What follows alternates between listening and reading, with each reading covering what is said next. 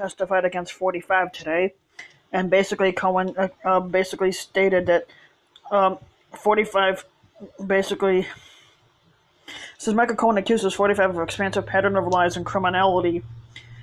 45's longtime lawyer and fixer Michael Cohen accused him on Wednesday of an expansive pattern of lies and criminality, offering a damning portrayal of life inside the squatter's orbit, where he said advisors sacrificed integrity for proximity to power.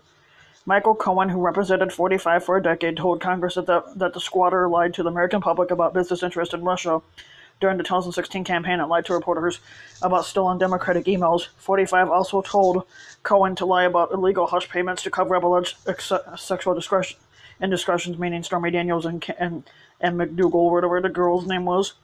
The lawyer said the allegations aired at a day-long hearing before the House Oversight and Reform Committee exposed a dark underside of 45's business and political worlds in the voice of one of the ultimate insiders. Perhaps no close association of a squatter has turned on him in front of Congress in such dramatic fashion since John Dean testified against Nixon during the Watergate scandal. Cohen basically stated that 45 is a racist, a con artist, and a cheat, which Cohen said of the squatter. Cohen, who has pled guilty to lying under oath to Congress among other crimes, said he did it did so to protect 45. I'm not protecting 45 anymore, he said. But it remained unclear whether his testimony would change the political dynamics of a series of scandals that have already polarized Washington and the country, and that could lead to an impeachment battle later this year. Assailing Mr. Cohen as a proven liar, Republicans denounced the hearing as a charade and embarrassment for our country. Of course, 45 is an embarrassment to the country, but they're obviously not talking about that. Democrats said Republicans ran away with the truth as they sought to defend a corrupt president or squatter who has employed textbook mob tactics.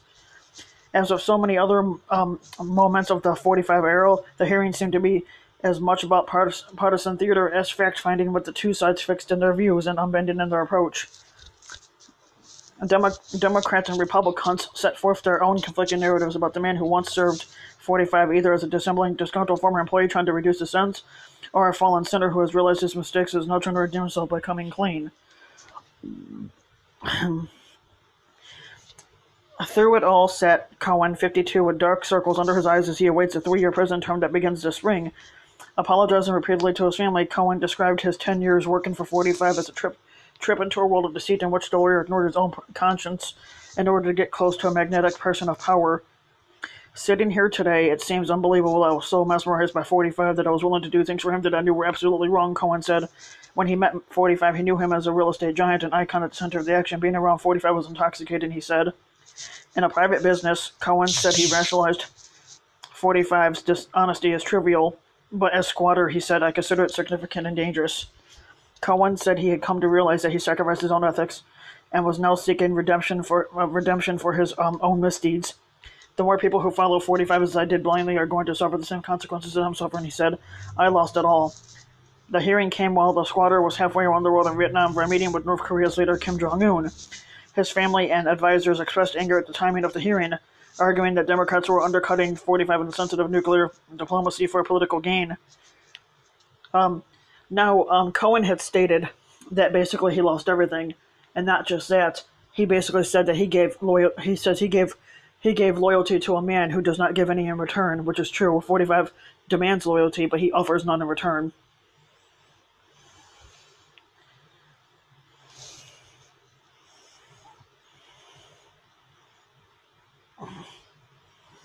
Yep.